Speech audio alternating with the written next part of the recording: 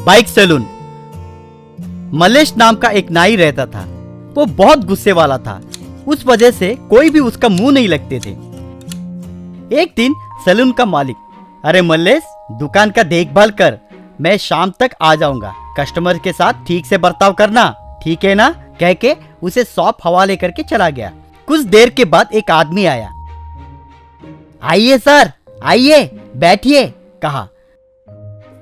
देखो भाई, शेविंग करते वक्त गाल के पास का लाइन सीधा आना चाहिए, मूंछों के पास यू टर्न लेने जैसा रहना चाहिए, और जब चिन के पास आओगे एक बाएं ओर और दूसरा दाएं ओर घूमना चाहिए। क्यों, समझ में आया? क्या है साहब, तब से लेफ्ट राइट साइड बोलते जा रहे हैं, क्या आप ट्रैफिक पुलिस है क्या? पूछा। तुझे क्या करना है, मैं कौन हूँ? पहले मैं जैसे बोल रहा हूँ वैसा कर। हेयर स्टाइल करते समय हेयर शार्प रहना जरूरी है, आईब्रोज को थोड़ा ट्रिम करके स्ट्रेटनिंग करना मत भूल। क्यों, समझ में आया? मल्लेश का सर घूम गया, तुरंत एक बड़ा चाकू निकाला। क्या है भाई, चाकू क्यों निकाला? आप ही बोले ना सर, हेयर को शार्प करना जरूरी है, चाकू से उसे शार्प करने के लिए उसे लाया। बाप रे, कह के वहां से भाग गया। तभी आया मालिक, मल्लेश के हाथों में चाकू देखकर घबरा गया। तब मालिक, मल्लेश कृपया कल से मेरे दुकान पे मत आना, कहकर मल्लेश को वहां से भेज दिया। उस दिन शाम को नुक्कड़ पे मल्लेश अपने दोस्त प्रेम के साथ बैठकर गप्पे मार रहा था। गप्पे मारते वक्त सुबह की हुई सारी बातें उसने प्रेम से सुनाई, तो कस्टमर चाकू देखते ही भाग गया। हाँ, तो फिर बाल शार्प रहना जरूरी है बोला, आईब्रो को थोड़ा ट्रिम करके स्ट्रेटनिंग करने बोला। वो सब ठीक है, अब तू क्या करेगा? करना क्या है, दूसरा शॉप ढूंढना होगा। अरे कितने दिन तू इसके यहाँ उसके यहाँ काम करेगा, तू अपना खुद का व्यापार क्यों नहीं करता? मुझे क्या आता है जिससे मैं नया व्यापार शुरू करूं? मुझे ये बस कटिंग और शेविंग के सिवाय कुछ नहीं आता है। तो फिर वही धंधा शुरू कर। अच्छा, सैलून रखना छोटी सी बात नहीं है, किराया भरना होगा, एम्प्लॉयज को सैलरी देना होगा, ऊपर से कस्टमर्स मेरे शॉप को आएंगे या नहीं आएंगे पता नहीं। एक अच्छा सा सेंटर देख के डालोगे तो जरूर क्लिक होगा, चल ट्राई करते हैं, कहकर दोनों पॉश एरिया में ढूंढने लगे। एक जगह पे टूलेट बोर्ड दिखते ही प्रेम, साहब यहाँ टूलेट बोर्ड देखकर आए, महीने को भाड़ा कितना है सर? महीने का 15,000।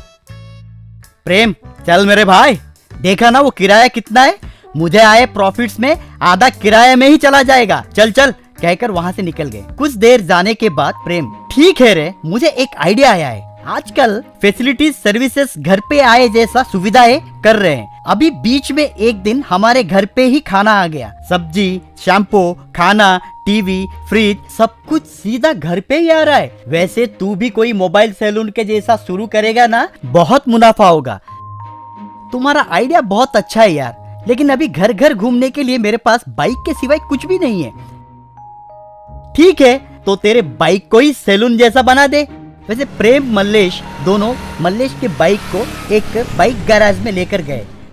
मल्लेश उस गैराज वाले से, देखिए भाई साहब, मैं मेरे बाइक को बाइक सैलून बनाना चाहता हूँ, उसके मुताबिक आप इस बाइक को और उस सीट को क्या आप मॉडिफाई कर सकते हैं? ओह क्यों नहीं, शाम को आ जाइए, गाड़ी तैयार करके रखूंगा। उस दिन शाम को गाड़ी को देखकर मल्लेश बहुत खुश हुआ।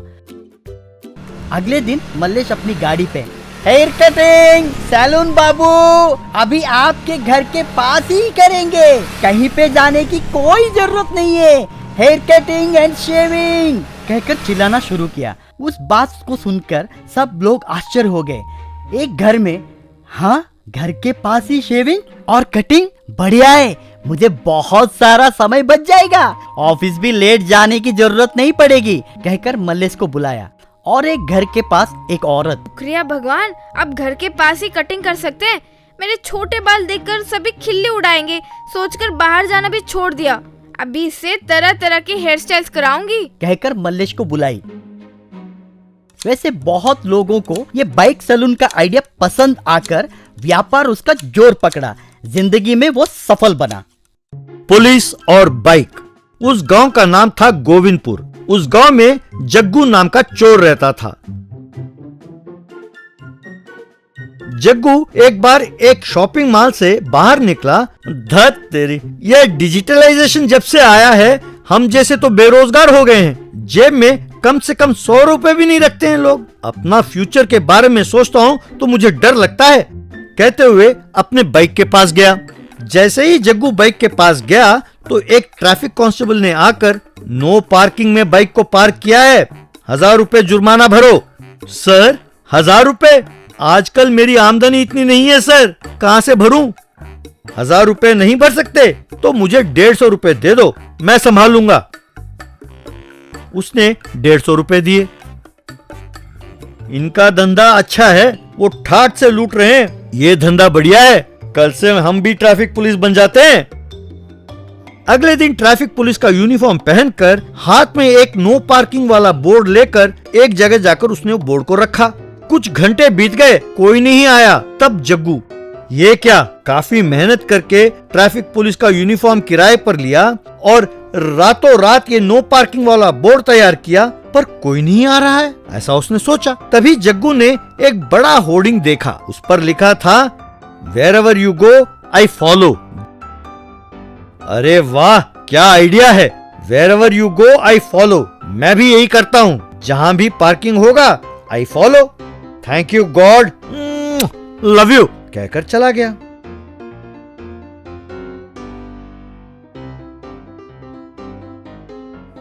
नो पार्किंग बोर्ड लगाकर एक बाइकर से, हेलो, नो पार्किंग में पार्क किया है, जुर्माना भरो। सर, मैंने जब यहाँ पार्क किया था तब नो पार्किंग बोर्ड नहीं था।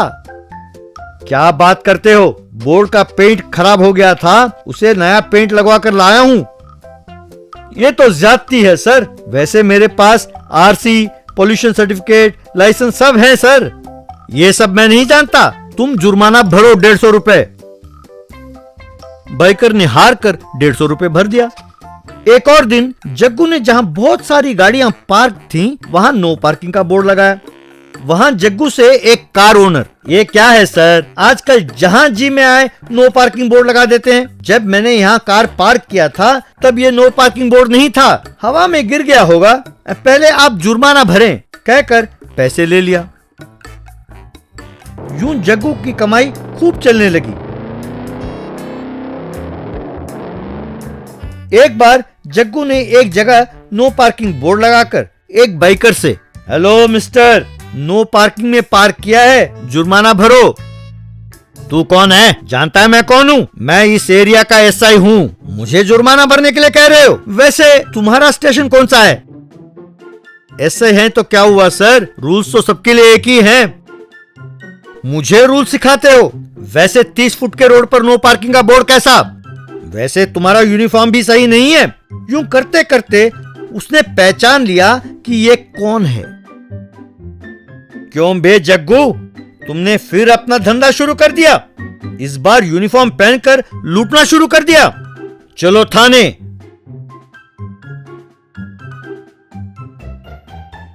कहकर उसे जेल में डाला। पेंटर। गोरखपुर नाम के गांव में मलिया नाम का एक बूढ़ा घरों को पेंट करके गुजारा करता रहता था। उसके बेटे का नाम रामकृष्णा था। उसने फैशन के लिए अपने नाम को कृष्ण में बदल दिया। कृष्ण ने शहर में ड्राइंग में डिप्लोमा कोर्स करके अब घर पर खाली बैठा रहता था। एक दिन कृष्ण की माँ, बेटा तुमने ड्राइंग डिप्लोमा कहकर हमसे 3 साल फीस भरवाई, एक भी सब्जेक्ट पे पास नहीं हुए, हमें उसका कोई अफसोस नहीं है, पर कम से कम पिताजी के काम में हाथ तो बटाओ बेटा। क्या मैं घरों को पेंट करूं? मुझे समझ क्या रखा है? I am an artist, not a cheap painter. तस्वीर बनाओ या घर पर रंग पोतो, उसे पेंटिंग ही कहते हैं बेटा। मेहरबानी करके मेरा हाथ बटाओ बेटा। पेंटर अलग है और आर्टिस्ट अलग है, वो आप नहीं समझोगे। कृपा करके गांव भर में ढिंडोरा मत पीटो कि मैंने पेंटिंग में डिप्लोमा नहीं किया है। मेरा हुनर क्या है कल ही मैं आप लोगों को दिखाऊंगा, देखते रहिए। अगले दिन गांव में पर्चे बांटे। कुछ पर्चे दीवारों पर भी चिपकाया। पर लिखा था, सुंदर तस्वीर और नेम प्लेट के लिए संपर्क करें रामकृष्णा, कृष क्रिएटिव वर्क्स। एक दिन एक पहलवान कृष के घर आया। बेटा, क्या तुम ही कृष हो? मेरी बहुत दिनों से ये इच्छा थी कि मैं अपनी तस्वीर बनवाऊं। क्या तुम मेरी तस्वीर बनाओगे? कितना होगा? रंगीन हो तो 2000, ब्लैक एंड व्हाइट को 1000। कम से कम 2 घंटे बिना हिले डुले बैठना होगा। मुझे रंगीन ही चाहिए बेटा, 2 घंटे नहीं, जितनी देर कहोगे बैठूंगा, पर तस्वीर अच्छी होनी चाहिए। देखा पिताजी मेरे हुनर को? ढूंढते हुए लोग कैसे आ रहे हैं मेरे पास। मैं दीवार में रंग पोतने वाला नहीं हूँ।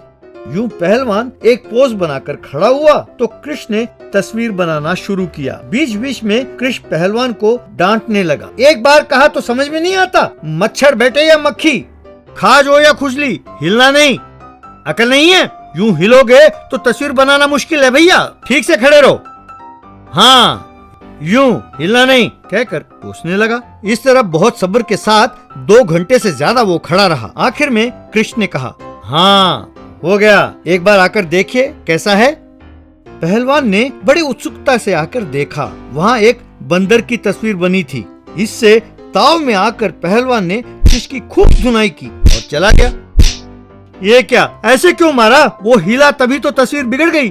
धत, आर्टिस्ट की इस गांव में कोई वैल्यू ही नहीं है। अब से सिर्फ नेम बोर्ड ही लिखना होगा, यूं सोचा। अगले दिन 4 आदमी आकर कृष से अपना नेम बोर्ड बनाने के लिए कहा। शाम को घर आकर कृष, देखा पिताजी, आज मैंने 4 बोर्ड बनाकर 4000 रुपए कमाया। अब से मैं तुमसे ज्यादा कमाऊंगा, देखते जाओ, ऐसा कहा उसने घमंड से। इतने में वे चारों वहाँ आए। आते ही कृष को खूब मारने लगे। आए रे, अरे भाई क्यों मार रहे हो? अरे रुको तो, अरे रुको, मत मारो, कहकर चिल्लाने लगा। अरे रुको भाई रुको, क्यों मार रहे हो? बताओ तो सही, वरना उसे चैन नहीं मिलेगा। क्यों मार रहे हैं? इसने मेरी मिठाई की दुकान पर बाबूलाल स्वीट्स एंड स्नैक्स लिखने को कहा तो बाबूलाल स्वीट्स एंड स्नैक्स लिखा।